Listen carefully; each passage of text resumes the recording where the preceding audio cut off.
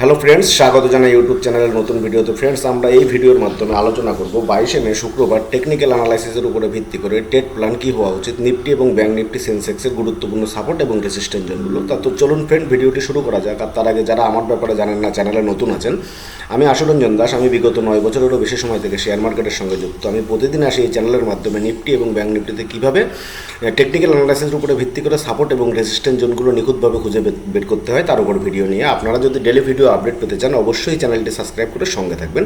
তা চলুন ফ্রেন্ডস, মূল ভিডিওটি শুরু করা যাক। বর্তমানে আমরা নিফটির অ্যানালাইসিসটা করে নেব। নিফটি বর্তমানে আমরা যদি এখানে টাইম ফ্রেমটা চেঞ্জ করে 15 মিনিটে করি, তাহলে বুঝতে পারবেন ফ্রেন্ডস, নিফটি কিন্তু কয়েকদিন থেকে খুবই ধোকা দিচ্ছে। তার কারণ up and down suddenly global নিউজের কারণে মার্কেট ওভারনাইট গ্যাপ আপ অথবা গ্যাপ ডাউন হচ্ছে মর্নিংয়ে। সেখানে ট্রেড করা খুবই মুশকিল হয়ে যাচ্ছে। তা এমতো অবস্থায় টিকে থাকার জন্য মার্কেটের ফ্রেন্ডস খুব সতর্ক সহকারে আমাদের ট্রেড প্ল্যান করা উচিত। তো মার্কেটই স্টপ লসও নেব, টার্গেটও আসবে, এটাই হচ্ছে মার্কেটের নিয়ম। আমাদের ব্যক্তিগত হাতে কিছুই থাকে না। তবে একটা জিনিস মার্কেটের জন্য খুব ভালো সিস্টেম বোঝা যাচ্ছে। তার কারণ হচ্ছে মার্কেট কিন্তু একটা কনসোলেট জোনের মধ্যে এসে বেস তৈরি করার চেষ্টা করছে। খুব সম্ভাবনা আছে মার্কেট কিন্তু আপার সাইডে একটা বড় মুভ দিতে পারে। তাই সেই বড় মুভটা ক্যাপচার করার জন্য আমরা খুব সুন্দরভাবে এই টেকনিক্যাল চার্টটি অ্যানালাইসিস করবো ফ্রেন্ড। তা আমরা নিফটি আপার সাইডে নিফটি বুলিশ ভাব কখন দেখাতে পারে? নিফটি আপার সাইডে বুলিশ তখনই হতে পারে যদি নিফটি 23,720 ওপরে 15 মিনিটের একটি স্ট্রং গ্রিন ক্যান্ডেল ক্লোজ হয়। 23,720 ওপরে 15 মিনিটের স্ট্রং গ্রিন ক্যান্ডেল ক্লোজ হয়। আপার সাইডে আমরা প্রথম রেজিস্ট্যান্স জোন পাচ্ছি 23,840 হচ্ছে প্রথম রেজিস্ট্যান্স জোন, এবং সেকেন্ড রেজিস্ট্যান্স জোন পাচ্ছি আমরা 24,000-এর কাছাকাছি। 24,000-এর কাছাকাছি আমরা সেকেন্ড রেজিস্ট্যান্স জোন পাচ্ছি। 23,800 হচ্ছে প্রথম রেজিস্ট্যান্স জোন, এবং সেকেন্ড রেজিস্ট্যান্স জোন হচ্ছে 24,000-এর কাছাকাছি ফ্রেন্ডস। অবশ্যই এক্ষেত্রে 15 মিনিটের গ্রিন ক্যান্ডেল ক্লোজ হওয়া 23,720 উপরে বাধ্যতামূলক।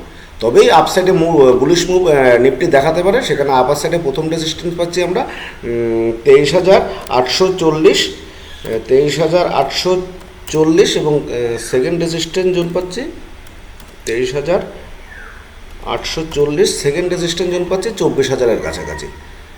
24,000-এর কাছাকাছি হচ্ছে সেকেন্ড রেজিস্ট্যান্স জোন, 24,000। আর নিফটি বিয়ারিশ মুভ কখন দেখাতে পারে? নিফটি বিয়ারিশ মুভ তখনই দেখাতে পারে নিফটি যদি 15 মিনিটের একটি রেড ক্যান্ডেল ক্লোজ 23,620 নিচে যদি 15 মিনিটের একটি রেড ক্যান্ডেল ক্লোজ হয়, সেখানে ডাউন মুভ আমরা নিফটিতে আশা করতে পারি। ডাউন সাইডে 23,620 নিচে 15 মিনিট রেড ক্যান্ডেল ক্লোজ দিলে ডাউন সাইডে সেক্ষেত্রে আমরা আশা করতে পারি নিফটি বিয়ারিশ হতে পারে। সেখানে ডাউন সাইডে সাপোর্ট নিতে আসতে পারে নিফটি 23,500 জনটি অপশন চেন ডেটা এবং টেকনিক্যাল চার্ট অনুযায়ী কিন্তু 23,500তে সাইকোলজিক্যাল সাপোর্ট এবং অপশন চেন ডেটার দুটোরই সাপোর্ট রয়েছে। সেহেতু আমরা স্ট্রং সাপোর্ট মেনে নেব 23,500। 23,620 নিচে 15 মিনিটের রেড ক্যান্ডেল ক্লোজ হলে ডাউন সাইডে 23,500 হচ্ছে সাপোর্ট জোন।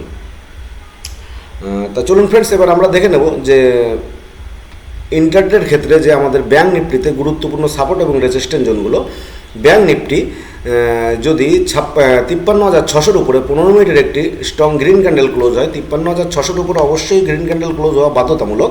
সেক্ষেত্রে আপ সাইডে আমরা ব্যাংক নিফটি বুলিশ মুভ দেখাতে পারে। সেক্ষেত্রে ব্যাংক নিফটির প্রথম রেজিস্ট্যান্স জোন হচ্ছে 53,800-র কাছাকাছি হচ্ছে প্রথম রেজিস্ট্যান্স জোন, অর্থাৎ 200 পয়েন্ট উপর। আর ডাউন সাইডে ব্যাংক নিফটি 53,200-র নিচে যদি 15 মিনিটের গ্রিন ক্যান্ডেল ক্লোজ হয়, 15 মিনিটের রেড ক্যান্ডেল ক্লোজ হয় ডাউন সাইডে, সেখানে ডাউন সাইডে কিন্তু সাপোর্ট রয়েছে টেকনিক্যাল চার্ট অনুযায়ী এবং অপশন চেন ডেটা অনুযায়ী।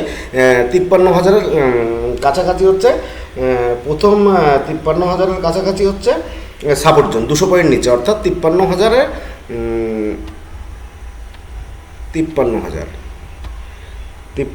হচ্ছে টেকনিক্যাল চার্ট এবং অপশন চেন ডেটা হিসেবে 53,000-এর গুরুত্বপূর্ণ সাপোর্ট জোন রয়েছে। অবশ্যই 53,200-র নিচে রেড ক্যান্ডেল ক্লোজ হওয়া বাধ্যতামূলক। এবার আমরা দেখে নেব ফ্রেন্ড সেন্সেক্সের টেকনিক্যাল চার্ট অনুযায়ী গুরুত্বপূর্ণ সাপোর্ট এবং রেজিস্ট্যান্স জোনগুলো। তো সেন্সেক্সও আমরা বর্তমানে যদি 15 মিনিটের টাইম ফ্রেমে চলে আসি, সেন্সেক্স 15 মিনিটের টাইম ফ্রেমে চলে আসলে আপার সাইডে সেন্সেক্স বুলিশ ভাব কখন দেখাতে পারে? 75,300-র উপরে যদি 15 মিনিটের একটি স্ট্রং গ্রিন ক্যান্ডেল ক্লোজ হয়, তাহলে আপার সাইডে প্রথম রেজিস্ট্যান্স জোন পাচ্ছি আমরা 75,500 প্রথম রেজিস্ট্যান্স জোন, এবং সেকেন্ড রেজিস্ট্যান্স জোন পাচ্ছি আমরা 75,600 কাছাকাছি আমরা সেকেন্ড রেজিস্ট্যান্স জোন পাচ্ছি। এক্ষেত্রেও 75,300 উপরে কিন্তু 15 মিনিটের গ্রিন ক্যান্ডেল ক্লোজ হওয়া বাধ্যতামূলক, তবেই আমরা আপসাইডে বুলিশ মুভ দেখাতে পারে সেন্সেক্স। সেখানে আপসাইডে প্রথম রেজিস্ট্যান্স জোন পাচ্ছি তাহলে 75,500 এবং সেকেন্ড রেজিস্ট্যান্স জোন পাচ্ছি 75,600। আর ডাউন সাইডে সেন্সেক্স বিয়ারিশ মুভ কখন দেখাতে পারে? অবশ্যই 75,000-এর নিচে যদি 15 মিনিটের স্ট্রং রেড ক্যান্ডেল ক্লোজ হয়, ডাউন সাইডে সেন্সেক্স বিয়ারিশ মুভ দেখাতে পারে। সেক্ষেত্রে ডাউন সাইডে সর্বোচ্চ সাপোর্ট রয়েছে কিন্তু 74,800-র কাছাকাছি টেকনিক্যাল চার্ট অনুযায়ী। 74,800-র কাছাকাছি ডাউন সাইডে কিন্তু সর্বোচ্চ সাপোর্ট। অবশ্যই 75,000-এর নিচে রেড ক্যান্ডেল 15 মিনিটের ক্লোজ হওয়া বাধ্যতামূলক। আর একটা কথা, নিফটি, ব্যাংক নিফটি এবং সেন্সেক্সের ক্ষেত্রে আমরা কখন বুঝবো যে আপ ট্রেন্ডটা এবং ডাউন ট্রেন্ডটা অ্যাক্টিভেট আছে? যতক্ষণ যেরকম 75,300-র উপরে যে 15 মিনিটের স্ট্রং গ্রিন ক্যান্ডেলটা ক্লোজ হবে, যতক্ষণ তার নেক্সট ক্যান্ডেল সেই গ্রিন ক্যান্ডেলের লোকে না ভাঙছে ততক্ষণ কিন্তু আমাদের আপ ট্রেন্ডটি ইনট্যাক্ট থাকছে। ফ্রেন্ড, যখনই লোকে ভেঙে দেবে কোনো ক্যান্ডেল, লোর নিচে চলে আসবে, তখন কিন্তু আমাদের আপ ট্রেন্ডটি ইনভ্যালিড হয়ে যাবে। আর ডাউন সাইডেও একই রকম, যে 75,000-এর নিচে যে 15 মিনিটের স্ট্রং রেড ক্যান্ডেল ক্লোজ হবে, তার সর্বোচ্চ হাই যদি পরবর্তী ক্যান্ডেল না ব্রেক করে, ততক্ষণ কিন্তু ডাউন ট্রেন্ডটি আমাদের ইনট্যাক্ট থাকছে। আর যখনই হাইকে ব্রেক করবে তখন কিন্তু আমাদের ডাউন ট্রেন্ড ইনট্যাক্ট থাকছে না, সেটা ইনভ্যালিড হয়ে যাবে। তা ধন্যবাদ ফ্রেন্ডস, মনোযোগ সহকারে ভিডিওটি দেখার জন্য। কমেন্ট সেকশনে জানাবেন কেমন লাগলো।